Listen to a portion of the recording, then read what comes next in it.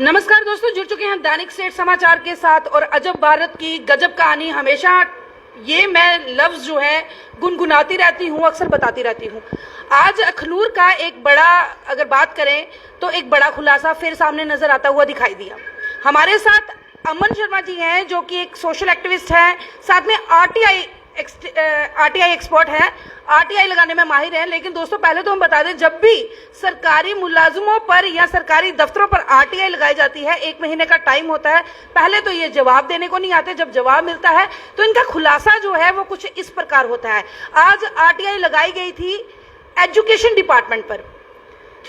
Education, एक तरफ माननीय प्रधानमंत्री जी बोलते हैं कि एजुकेशन कितनी जरूरी है और अगर बच्चों के लिए कोई पैसा आता है तो वो कहाँ लगना चाहिए, बच्चों पे ही खर्च होना चाहिए। लेकिन यहाँ पे तो कुछ देखने को इस तरह का मिल रहा है कि करप्शन जो है वो दिन दुगनी रात चुगनी तरक्की कर रहा है। करप्शन खत्म नहीं हो रही। करप्शन को खत्म करने के बड़े बड़े दावे किए जा रहे हैं, लेकिन करप्शन जो है तेज दुगनी रफ्तार से बढ़ती हुई नजर आ रही है। अमन जी से सीधी बात करेंगे, आखिर वो कहना क्या चाहते हैं। अमन जी, बहुत बहुत स्वागत है आपका। जी धन्यवाद राबिया जी। सबसे पहले मैं आपका थैंक्स करता हूँ और आपके चैनल दैनिक स्टेट समाचार का, जो इस गर्मी में भी हमारी आवाज़ सुनने के लिए आए। राबिया जी, बात करूँगा, आपने काफ़ी समय से मतलब मैं आरटीआई लगा रहा हूँ, लेकिन अब मेरी आरटीआई जो है 31 मई को लगाई गई थी, जो जेडी ऑफिस खोड़ के अंदर लगाई गई थी। देखने वाली बात राबिया जी ये है, इन्होंने पहले तो इन्फॉर्मेशन जो दी वो इनकम्प्लीट दी और मिसलीड करने की कोशिश की। ऐसा जवाब दिया कि मतलब गोलमोल करने की कोशिश की। लेकिन 3-4 दिन मैंने लगाए हैं। आफ्टर स्क्रूटनी उसको जो टटोला गया, जब मैंने जाना, मैं पॉइंट बाय पॉइंट राबिया जी मैं बोलना चाहता हूँ। सबसे पहले कम्युनिटी मोबिलाइजेशन प्रोग्राम जो है इनके द्वारा करवाए जाते हैं, जेडीओ ऑफिस जी के द्वारा। ये एक जोन में नहीं करवाए जाते हैं, ये तमाम जोनों में करवाए जाते हैं। टोटल 16 जोन है जम्मू के अंदर। सारे जोनों में ये पैसा आया था और सारे जोनों में करवाया जाता है। लेकिन हमारी जो आरटीआई है ये खोड़ जेडी ऑफिस के ऊपर लगाई गई थी। किस किस प्रकार के काम होते हैं इसमें? ये राबिया जी मैं 1 बाय 1 आपको बताते जाऊंगा। पहला तो ये कम्युनिटी मोबिलाइजेशन प्रोग्राम, इसमें देखने वाली बात राबिया जी ये है, जो शक पैदा करती है कि इधर स्कैंडल हुआ है।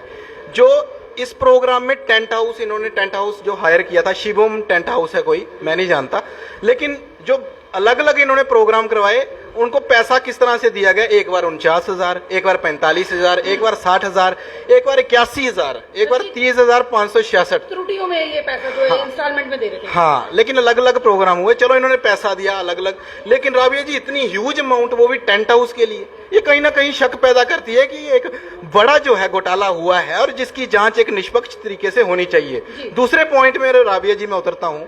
इनको ऑर्डर दिया गया है कि इन्होंने जो भी सामान खरीदना है वो जेम से खरीदना है। और बात करूंगा मैं स्टील अलमीरा। राबिया जी, आपके घर में भी स्टील अलमीरा है, एक जाहिर सी बात है हमारे घर में भी होगी। एक आम इंसान समझ सकता है कि उसकी कॉस्ट कितनी होगी, लेकिन इन्होंने ये जेके कलेक्शन गोल मार्केट गांधीनगर से खरीदी है और उसकी कास्ट जो डाली है, हैरान करने वाली राबिया जी, 33,100 रुपया। ये मानने वाली बात है राबिया जी।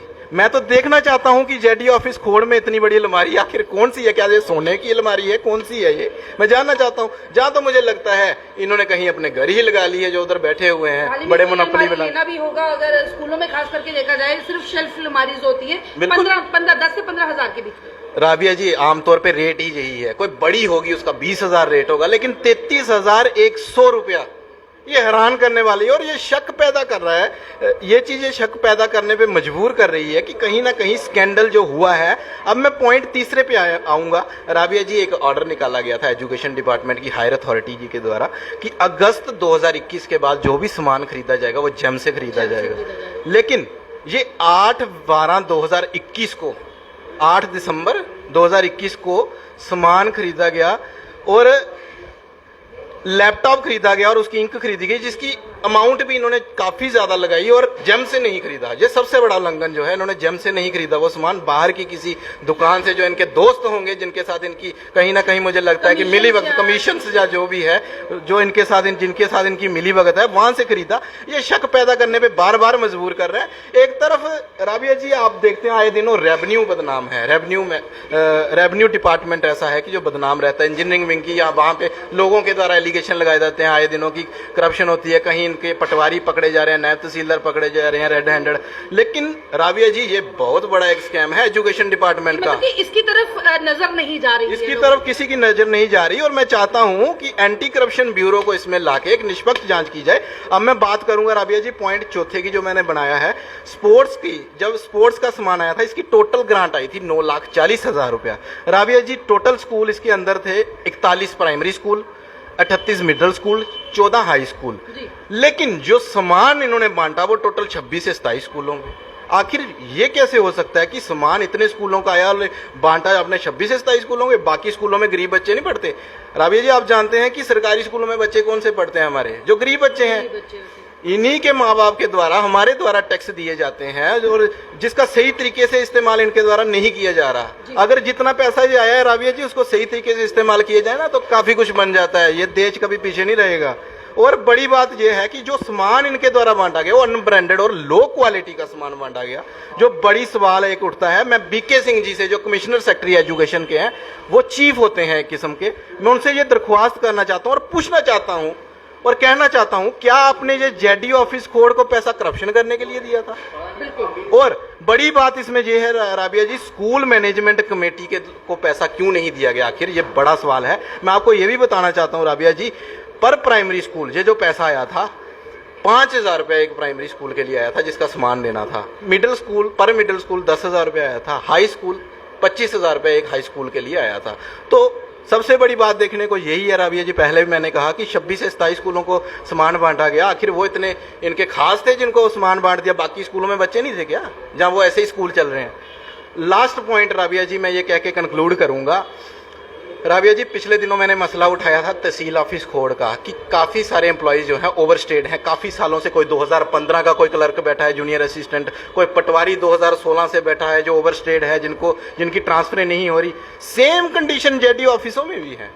राबिया जी मैं बात करूंगा जेडी ऑफिस जोड़िया में गारा राम जी है जो जूनियर असिस्टेंट है, पिछले काफ़ी सालों से अपनी मोनोपोली बना के वो वहाँ पे बैठे हैं। और खोड़ जेडी ऑफिस में एक विक्रम कुमार जी हैं।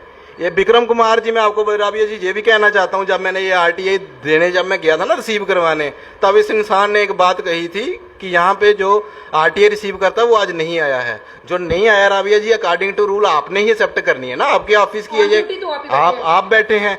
इन्होंने राबिया जी मना किया, मैंने कहा मैं रिसीव करवा लूंगा, मुझे आता है रिसीव करवाना, अंडर लॉ मैं आया हूँ, मैं कोई बदतमीजी थोड़ी किसी से कर रहा हूँ। मैंने उसी वक्त मेरे साथी पत्रकार थे, मैंने कहा यार माइक निकाल पहले खबर एक यहीं पे कर लेते हैं। लेकिन वहीं से एक कोई शरीफ था, कोई मास्टर वगैरह, वो आया कहता सर मैं रिसीव कर लेता हूँ, वो समग्रा से रिलेटेड था। तो देखने वाली बात यह है जो अपनी मोनोपोली बना के बैठे हैं, आखिर इनका तबादला क्यों नहीं हो रहा? अगर कल को कोई गलत चीज होती है ना ऑफिसों में, देखा कि स्कैम निकल रहे हैं, ये लोग वहीं पे बैठे हैं जहां से ये चीजें निकल रही हैं अपनी मोनोपोली बिठा के, आखिर क्यों इनकी ट्रांसफर नहीं हो रही? इसका मैं सीधे तौर पे मैं प्रश्न उठाना चाहता हूं सीओ जम्मू एजुकेशन पे, डायरेक्टर एजुकेशन पे और कमिश्नर सेक्रेटरी पे कि आखिर कल को कोई चीज अगर निकलती है गलत तो कौन जिम्मेवार होगा? राबिया जी इस तरह की करप्शन अमन जी पहले भी होती आई है और अभी भी हो रही है और काफी जोरों शोरों से लगातार हो रही है। क्या लगता है कि इसके पीछे इन लोगों का एक स्कैम एक जो बनाया हुआ है, ये एक इनका ग्रुप है या फिर इनकी कोई ऊपर तक अप्रोच है कि या जैसे कि आपने कहा? राबिया जी मैं तो ये कहना चाहता हूँ, ये तो जेडी ऑफिस खोड़ की बात रही जो आरटीआई मैंने लगाई थी। मैं चाहता हूं सारे जेडी ऑफिस में 16 जेडी ऑफिस हैं टोटल जम्मू के अंदर, हर जेडी ऑफिस की जांच होनी चाहिए एक निष्पक्ष, और एक मतलब एक इनका खंगालना चाहिए कि इतना पैसा आया है, क्या इन्होंने सही जगह लगाया है कि नहीं लगाया। और ये तो जम्मू की बात है, पूरे जम्मू कश्मीर के अगर जो जेडी ऑफिस को बात करेंगे हर जगह ये ग्रांट दी गई है।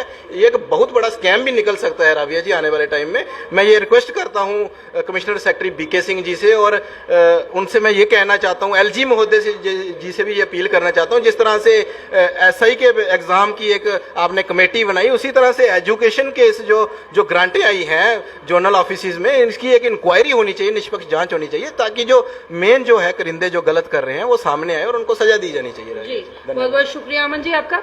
दोस्तों ये थे हमारे साथ अमन जी, और जिस तरह से इन्होंने खुलासा करते हुए बताया है कि करप्शन जो है लगातार जारी है, और अगर डिपार्टमेंट चाहे तो क्या नहीं कर सकते हैं, डिपार्टमेंट चाहे तो, लेकिन किनकी मिली भगत से हो रही है। एंटी करप्शन ब्यूरो को चाहिए, जिस तरह से रेवेन्यू डिपार्टमेंट भी छापेमारी हो रही है, एक बार आके इन बाकी डिपार्टमेंट्स को भी देखो कि इस प्रकार की हरकतें कौन लोग कर रहे हैं, उन पे सख्त से सख्त कार्रवाई जो है वो की जानी चाहिए। क्योंकि कहीं ना कहीं, अगर फिर मैं बोलती हूँ, हमारे माननीय प्रधानमंत्री जी बोलते हैं कि बच्चों की एजुकेशन के लिए पैसा खर्चना चाहिए, तो उन्हीं पे खर्च होना चाहिए, ना कि उनकी अपनी जेबें जो हैं वो भरनी चाहिए। जी हो रहे हैं। एक बात और मैं करना चाहूंगा, सुनने में ये बात भी आई है कि इस मसले की इंक्वायरी जो है, पहले भी किसी ने कंप्लेन जो है एंटी करप्शन ब्यूरो को दी है, लेकिन अभी तक एक्शन कोई नहीं हुआ। एक्शन नहीं हुआ। आखिर ये एक्शन होते क्यों नहीं है? कंप्लेन्स जाती हैं, वो कंप्लेन्स दब के क्यों रह जाती हैं? किनका हाथ है इनके पीछे? ये एक जांच का विषय है। दोस्तों, अपनी राय भी जरूर रखिएगा, कमेंट जरूर करिएगा और वीडियो को ज्यादा से ज्यादा शेयर करिएगा, क्योंकि जागेगा इंडिया तभी आगे बढ़ेगा इंडिया। ये एक स्लोगन सिर्फ वर्बली नहीं रहना चाहिए, इस पे कार्रवाई जरूर होनी चाहिए। और जब इनको पूछो तो ये सब डिपार्टमेंट का एक ही कहना होता है कि हमारे पास फंडिंग नहीं आती। सरकार अगर पैसा दे रही है तो सरकार का पैसा जो है उन्हीं के डिपार्टमेंट्स पे खर्च लोगों पे होना चाहिए। कहीं और भी डिपार्टमेंट्स ऐसे होंगे। अब आपने देखा होगा, चाहे वो गवर्नमेंट मिडिल स्कूल्स हो चाहे हाई स्कूल्स हो, क्या बच्चों के बैठने के लिए जगह है? क्या बच्चों के लिए स्टेशनरी है? क्या बच्चों के लिए अच्छी क्लासेस हैं? क्या बच्चों के लिए फैंस हैं प्रॉपर? इतनी गर्मी लग रही है, लेकिन कहीं ना कहीं पेड़ के नीचे आज भी दरियां बिठा के बच्चों को बिठाया जा रहा है। स्पोर्ट्स की बात करें तो जैसे इन्होंने बताया कि स्पोर्ट्स के भी सामान में काफी घोटाला आया है, काफी स्कूलों के लिए पैसा आया, लेकिन लगा सिर्फ 26-25 स्कूलों में ही वो जो सामान है वो पहुंचाया गया, और बिल्कुल लो क्वालिटी का।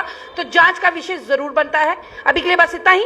अपनी राय भी जरूर रखिएगा। मुझे और मेरे सहयोगी विक्रांत शर्मा जी को दीजिए इजाजत। धन्यवाद।